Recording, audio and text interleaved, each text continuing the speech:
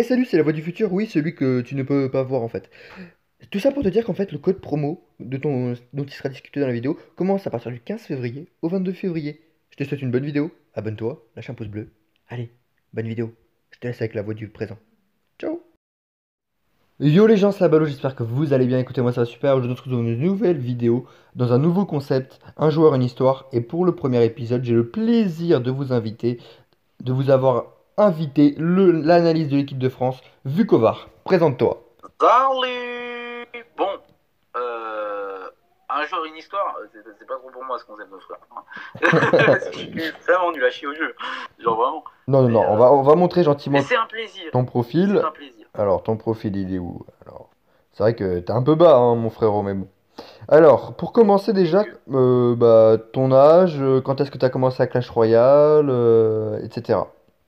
Alors, âge, j'ai 19 ans, Eh oui. donc un an de moins par rapport à Balou. Ah oui, Et je me fais plus tout jeune. quand est-ce que j'ai commencé Clash Royale? En vrai, j'ai commencé en été 2016, je me souviens. Mhm. Mais j'ai vraiment tryhard, on va dire, à partir de début 2017, genre janvier et tout. Donc, D'accord, ouais. Et qu'est-ce qui t'a donné envie à jouer à ce jeu? Qu'est-ce qui t'avait intéressé dans le jeu, etc. Raconte-nous. et ben de base, mec, tu sais que j'étais pas trop joueur mobile et tout. J'étais plus joueur PC, joueur PS, et etc. Genre, j'étais plus sur les autres consoles que sur mobile.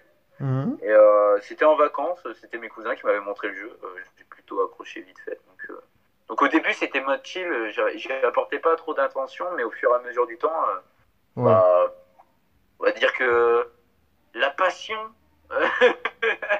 s'est placée, quoi. Tu vois, Et c'est qu'est-ce aussi qui simple que ça. et qu'est-ce qui t'a est-ce que quand t'as commencé le jeu, t'avais directement une envie, tu nous as raconté que ça s'était venu un peu avec le temps. Est-ce qu'il y a un moment tu t'es dit vraiment moi ce que je veux dans le jeu c'est ne pas seulement être un joueur mais être un peu plus à haut niveau, participer à des compétitions. Est-ce que ça t'est venu à l'idée? Parce qu'on Bah, rappelle que t'es analyste. déjà, mec, je jouais pas non plus énormément. Tu vois, Ouais. je regardais plus de parties que je n'en jouais. Donc, du coup, en termes de joueurs, on va dire que tous les placements que j'ai appris, c'est par rapport à des games que j'ai vus. Donc, depuis que j'ai commencé, j'ai dû voir, je sais pas, 2000 games, 2500 games peut-être. Enfin, j'ai vu énormément de games, mais j'ai pas joué non plus énormément. C'est pour ça que mon niveau de trophée est assez bas pour certains. Tu Ouais. vois, mais en vrai Mais j'ai commencé vraiment à travers le jeu à partir de début 2017 et j'ai commencé l'e-sport à partir de mai 2017 environ. d'accord. Et comment s'est passée la transition? Qu'est-ce qui est arrivé pour que tu te dises je veux passer à du compétitif? Et qu'est-ce qui t'a intéressé dans le monde compétitif? Bah, le nom compétitif, déjà, mec, je suis arrivé dans la compétition un peu par hasard, tu vois, parce que Hmm. j'avais vu sur Twitter, parce qu'à l'époque j'avais Twitter et je suivais deux trois joueurs, etc. Mais sans plus, quoi, c'était le truc classique, tu vois, de fanboy. Mhm. et en gros, j'avais vu un tournoi d'une structure qui a aujourd'hui disparu, que je ne nommerai pas parce que c'est pas très bien terminé, on va dire, pour les joueurs Clash Royale qui s'y trouvaient. Oui, oui, Et, ça en je gros, peux ils avaient confirmer. organisé un tournoi Je et peux confirmer. j'ai participé au tournoi et j'ai commencé comme ça les compètes. Et au fur et à mesure du temps, ces joueurs-là sont partis chez Netra. Et c'est à partir de ce moment-là, mec, où on s'est rencontrés. Oh là Ouais. là, la base. Oui, c'est vrai, ça date depuis assez longtemps, mais directement, est-ce que tu avais commencé dans le côté analyste ou t'as tenté une carrière entre guillemets solo de joueur? Bah, au début, tu sais, 2017, genre, dis-toi que ça faisait moins d'un an que je jouais au jeu, donc analyse, je pouvais pas en vrai, parce que j'avais Hmm. pas non plus les connaissances de match-up, les connaissances des decks, j'étais pas non plus à un niveau de trophée ouf, je sais pas si tu te souviens, genre, je crois que j'étais à 3700 trophées, un truc comme ça, quand j'ai commencé en tant que manager chez Netra. Et ouais, je suis resté un an et demi avec eux. Mhm. Donc toi, t'es parti 6 mois après, je crois, un truc comme ça. Ouais, Mais moi, je suis resté longtemps en vrai. Hein. moi, je suis Genre, je suis parti, resté un an. je suis parti, j'ai failli avoir un procès derrière moi, donc oui, je suis parti assez vite. Oui. J'avoue, c'était drôle. Ça, Ça. c'est pas Enfin, la drôle. question, mais j'ai Sur failli. l'instant, c'était pas drôle, Oui, maintenant on mais peut en rigoler, mais j'avoue que j'ai failli avoir un procès aux fesses pour un des trucs qui ne sont jamais arrivés, mais bon. voilà. Donc, Donc voilà. de la calomnie, mon gars. Et donc, Quelle ovni? Mais on n'en parlera pas, ça. non, non, non, c'est pas le sujet de la vidéo. Ce n'est pas le sujet, mon gars. Et donc, du coup, C'est... j'ai fait un an et demi de management, mon gars, Oui, chez eux, hein. ouais, ouais, c'est vrai, Chez c'est eux. vrai. Je m'en rappelle parce que, bon, c'est une interview de Vuko, mais bon, si pour ceux qui me connaissent bien, hein, vous savez très bien qu'avec Vuko, on est plus des super potes que des connaissances. Et c'est vrai que je t'ai connu plus dans le mode management, en gros, comme vous pouvez le voir actuellement, comme un coach, quoi. C'était vraiment un coach qui était là pour nous donner des indications, etc. Et plus que ce qui est devenu maintenant Vuko, c'est un analyste maintenant. Et présente-nous un peu cette transition, comme tu nous disais, tu étais chez Netra un peu coach, manager, et comment ça t'es devenu t'es devenu en fait analyste aujourd'hui et un très bon analyste. Ah, mec, c'était assez soudain, on va dire. Parce que tu sais, après Netra, je suis rentré chez One Miracle. Ouais, Tu sais. T'étais aussi chez One Miracle, on s'est suivi, mais partout. ouais. C'était Encore là en mes tant que meilleures années. manager. C'était là mes Ouais. meilleures années, ouais.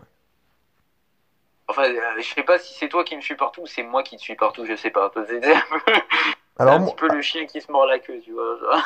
bah en fait, c'est vrai qu'on s'est toujours suivi parce que bon, on veut toujours être ensemble, donc on a toujours été suivis. Je crois il y a rarement eu des équipes où on n'a pas été ensemble. Parce que même chez Trexing, est-ce que t'étais avec moi? Il y avait Fifou, mais est-ce que t'étais avec moi? Ouais, Ouais, je t'étais avec suis moi, je crois. resté. Je suis resté pas longtemps, je crois que je suis resté 3 mois par contre. Ouais, voilà, c'est quoi? Parce que c'était avant One Miracle de mémoire. Je crois que c'était avant Oui. One Miracle. On y est allé en Espagne parce que, bah, voilà. Alors, pour ceux qui vont regarder la vidéo qui comprennent pas pourquoi cette transition de partir de France en Espagne, c'est que voilà, moi j'ai très mal vécu le fait d'avoir. Et Vuko aussi avait mal vécu, hein, parce que on était toute l'équipe naîtra en fait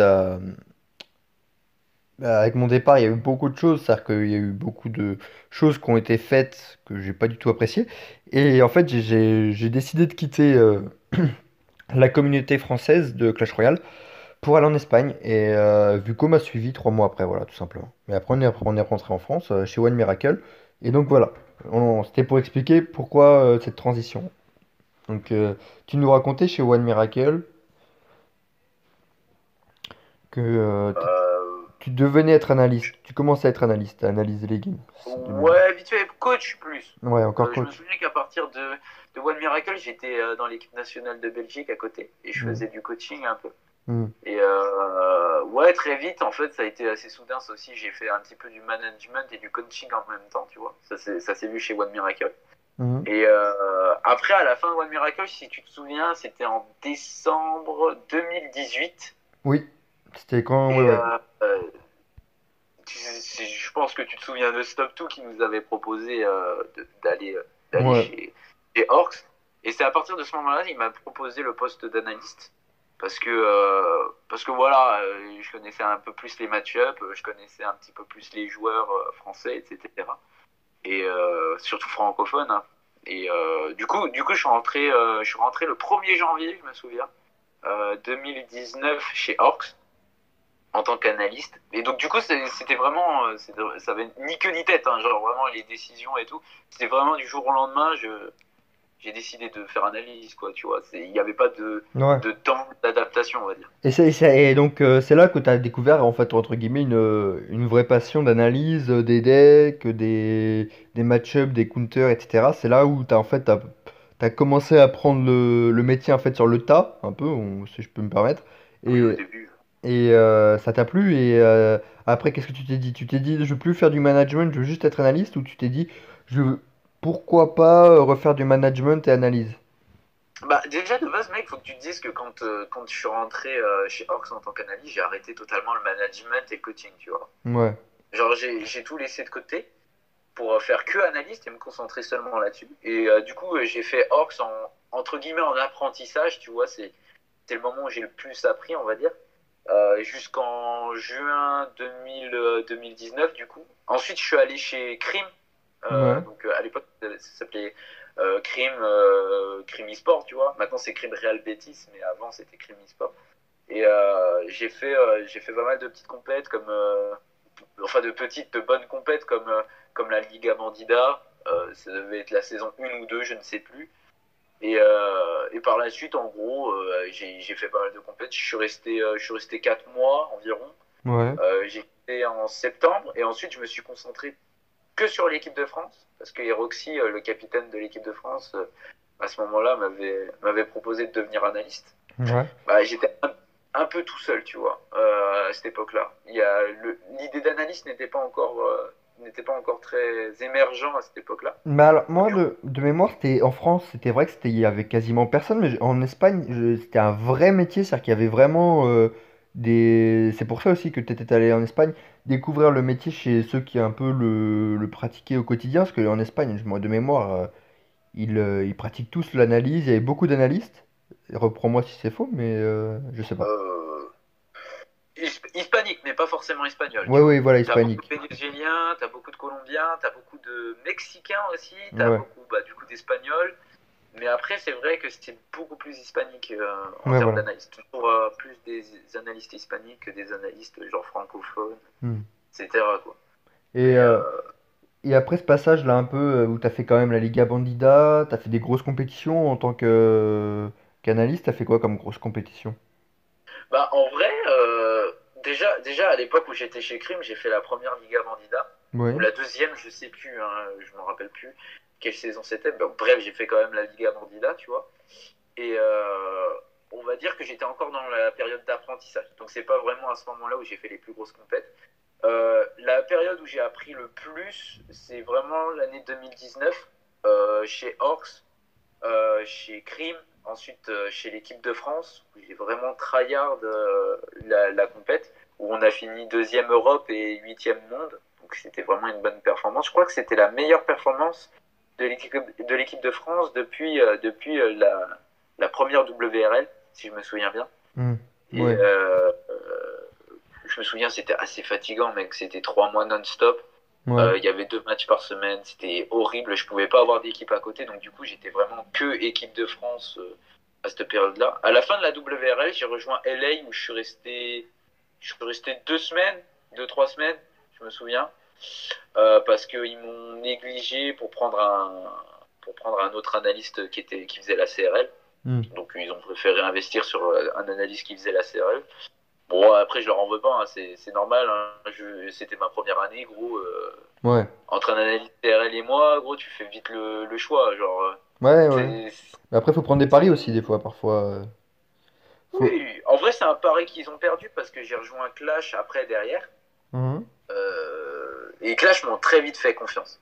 Ouais. Parce que pendant l'année 2019, en fait, je devais signer chez Urban Roster, donc une très bonne équipe. Il y avait Justesse d'ailleurs, un joueur français. Et il y avait pas mal de très bons coachs, pas mal de très bons analystes qui ont fait l'OCL, qui ont fait la CRL, etc. Donc je devais signer chez eux parce que je faisais les GG Series avec eux. Donc ça, c'était dans le courant de novembre 2019 et tout. Et une semaine après, l'équipe a disband. Et ça m'a un petit peu dégoûté. Et c'est pour ça que je suis allé chez LA après, en mode chill, un peu plus chill, mais toujours en mode tryhard, tu vois, Mhm. en se disant, bon, j'ai raté un contrat, mais j'en ai un deuxième, tu vois, à côté. Bon, finalement, ça s'est pas fait. Je suis arrivé chez Clash parce qu'on m'avait recommandé, parce que le coach l'ancien coach de Urban Roster était rentré chez Clash. Donc, du coup, il m'avait demandé si je voulais venir chez Clash. J'ai fait, OK, let's go tenter. Donc, je suis rentré dans la l'AK. Et on a fait des compètes du style Iberian, où on est arrivé quatrième. Je me souviens, c'était ma première compète avec eux, c'était vraiment, vraiment super. Ensuite, on a fait la Liga Bandida. Donc là, Mhm. c'est vraiment le moment où j'ai grew up en termes de Ouais. niveau, en termes de niveau d'analyse. On est arrivé deuxième. Bon, ça s'est terminé en milieu de saison, malheureusement, pour des raisons que tout le monde connaît et que je ne vais pas divulguer du coup. Et du coup, on est arrivé deuxième quand même. Bon, on n'a Mhm. rien touché en termes de CP, mais ça restait quand même une performance, un très bon entraînement et tout. On a fait vraiment un bon taf avec Blue, qui était mon mate à l'époque. Donc, en vrai, on avait vraiment un regret que la compète se termine, mais à la fois, on n'avait pas de regret par rapport au travail qu'on avait effectué. Ouais. Donc, on n'était vraiment pas dégoûtés. Ensuite, on est arrivé à une période où il y a eu des petites compètes, donc GKR, PET, le retour de la Ibériane, etc. Donc on travaillait, mais plus en mode pas tryhard, tu vois, comme la Liga Bandida, on a vraiment tryhard pendant 2, 3 mois avant que ça s'arrête, malheureusement. Et après, jusqu'à l'arrivée de la Notilt, où je suis rentré directement en équipe, dans la première équipe, Mhm. j'ai dû un peu forcer, on va dire, Ah ouais. pour rentrer. Parce que de base, ils voulaient prendre tout le staff au CL et genre j'ai demandé si je pouvais venir. Bon, sans faire le relou, tu vois. J'ai demandé si je pouvais venir. Ils m'ont dit ok, vas-y, viens. De toute façon, on voit pas pourquoi on te dirait non. Genre, t'as fait du montage jusque-là, t'es loyal, enfin, plein de trucs. Ils ont vraiment été sympas, genre, en me donnant ma chance. Mhm. Et la Notilt, on s'est qualifié à deux poils de cul, quand même. Mais bon, ça reste une qualification, tu vois. Et on a fini sixième des playoffs. Cinquième en goal average, mais sixième des playoffs. Ah ok, Donc, pas mal, pas mal. après, j'ai quitté parce qu'ils avaient un projet de faire une équipe LATAM qui n'a pas vraiment fonctionné en soi. Donc du coup, j'ai totalement arrêté à partir de ce moment-là les équipes parce que j'avais quand même des pressentiments sur l'avenir du jeu. Je savais que la CRL, déjà à cette période-là, vers août-septembre, je savais que la CRL allait être individuelle. Je vous D'accord, dirai ouais. pas mes sous, mais genre on n'avait pas la certitude, mais on avait la vive, la vive, le vif pressentiment que ça allait être individuel, un retour à l'individuel. Donc du coup, j'ai pas tenté ma chance en CRL pendant la saison fall, donc la saison automne. J'ai pas tenté ma chance. J'ai fait vite fait un détour chez Soudaz où je suis resté un mois et demi. Après, j'ai vraiment décidé d'arrêter les équipes pour vraiment me concentrer sur l'individuel. Donc en individuel, j'ai fait la Suisse comme en Suisse. J'ai fait des 2-3 LAN au Luxembourg. Et puis je me suis vraiment intéressé à l'individuel et j'ai un petit peu arrêté les équipes.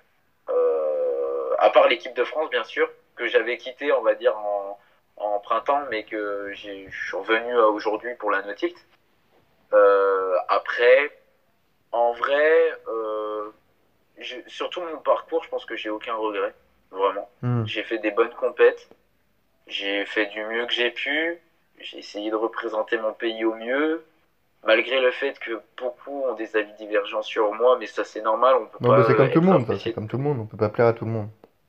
Ouais, mais moi j'ai eu quand même des menaces de mort, tu vois, en DM, donc Ouais. donc voilà, tu vois. Après, je pense que ça arrive pas à tout le monde dans la commune, mais c'est vrai que il y a certaines personnes qui sont prêtes à tout pour te marcher dessus. En CRL, par exemple, c'est vrai que il y a quand même une sacrée discrimination en ce qui concerne les analystes et les coachs, etc. Tout le staff, parce que c'est plus les hispaniques qui sont privilégiés. Ça m'a pas empêché, on va dire, de faire des tests dans des équipes CRL. Ça m'a pas empêché aussi d'épauler des coachs CRL. C'est le Mhm. cas du coach de Kix, Manuntine à l'époque, qui m'avait demandé des conseils et tout, parce qu'il était joueur avant, après il est devenu coach, enfin, il savait pas trop comment faire. Donc moi, ça m'a jamais posé de problème d'aider les gens, D'accord, ouais. genre gratuitement, sans problème. Mhm. Après, j'ai commencé un petit peu parce que j'avais de moins en moins de temps à faire payer mes prestations, on va dire. Bah, c'est Donc c'est normal, ouais. arrivé avec Gamer Coach, tu vois. Ouais. Donc N'hésitez pas, si vous voulez avoir un entraînement avec lui, n'hésitez pas à aller sur Gamer Coach. T'es encore, tu peux encore avoir des cours? oui, oui, oui, Ouais. bien sûr, je peux Bah, avoir des tu me cours tous passeras le les jours de lien. la semaine.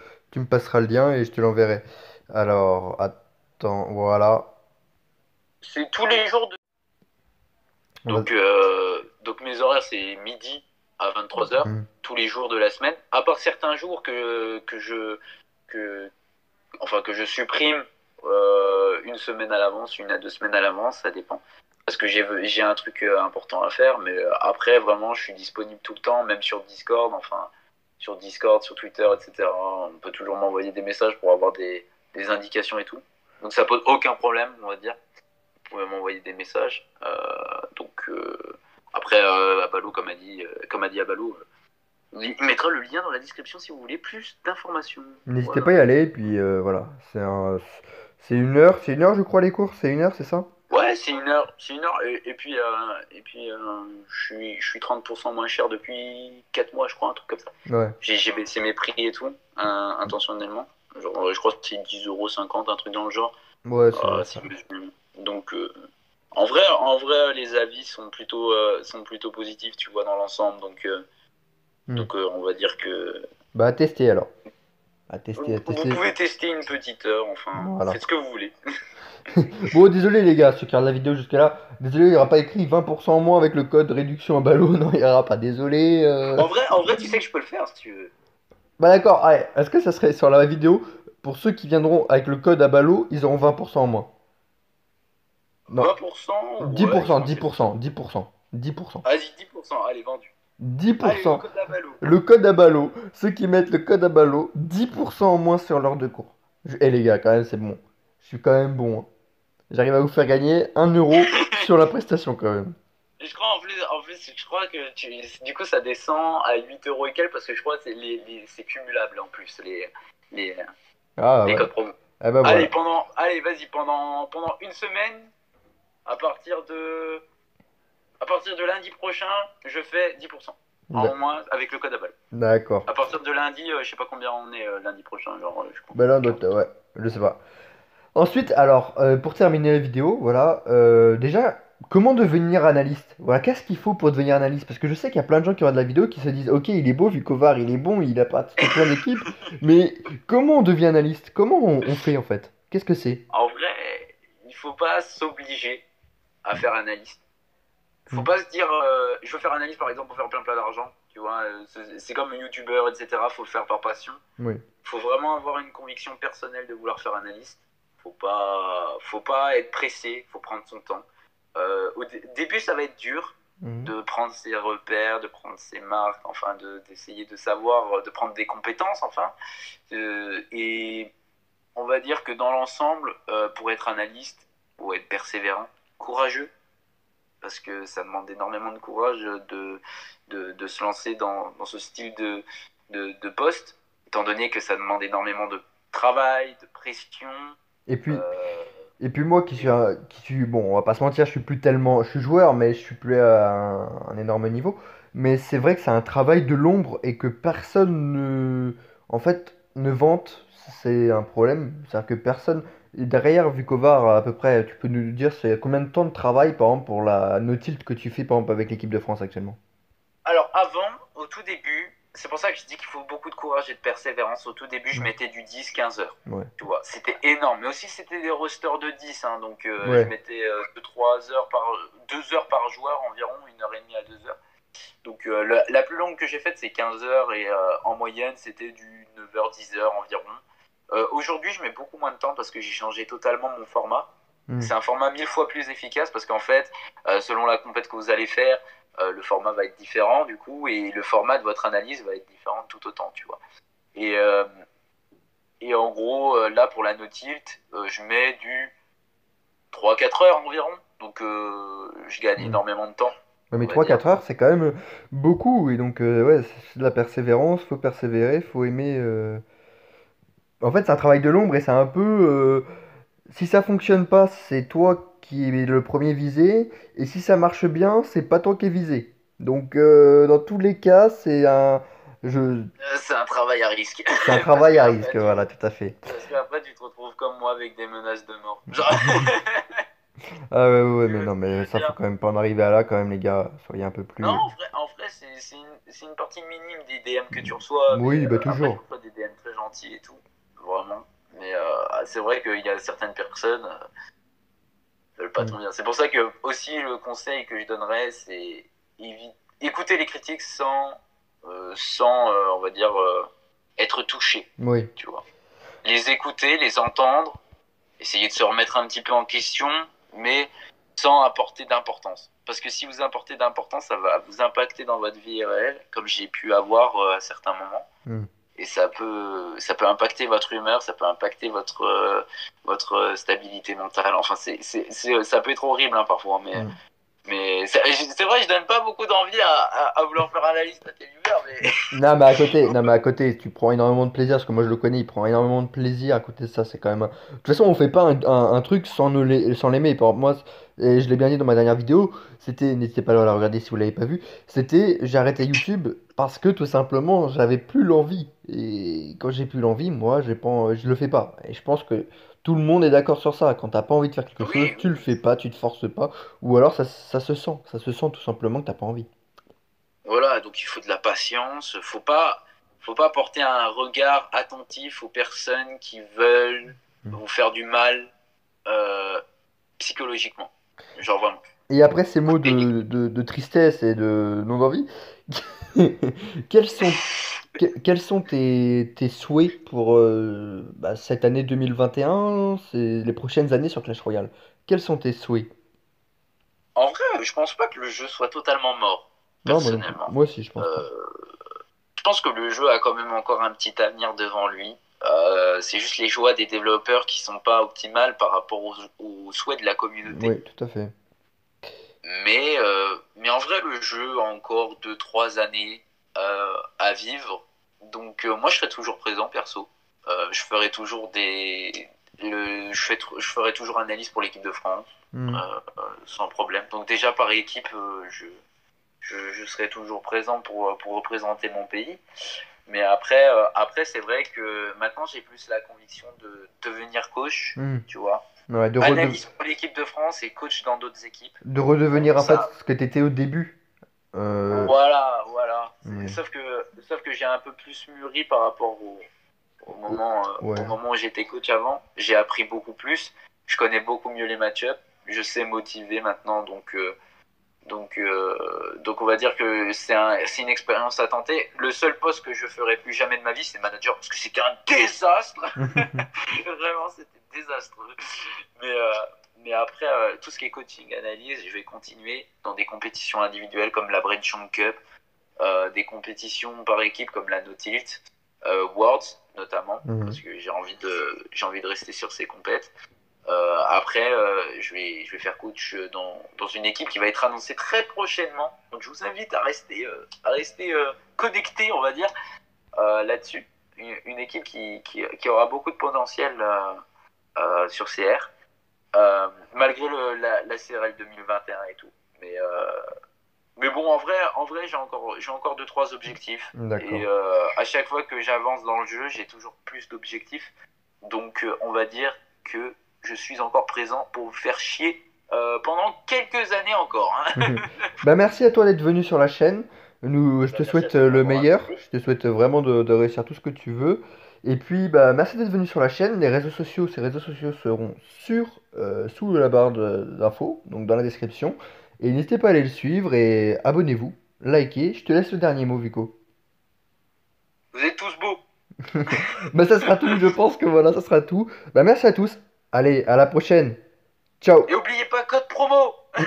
Code, code promo à ballot, et moins 10%, c'est acté pendant une semaine, les gars. Allez-y.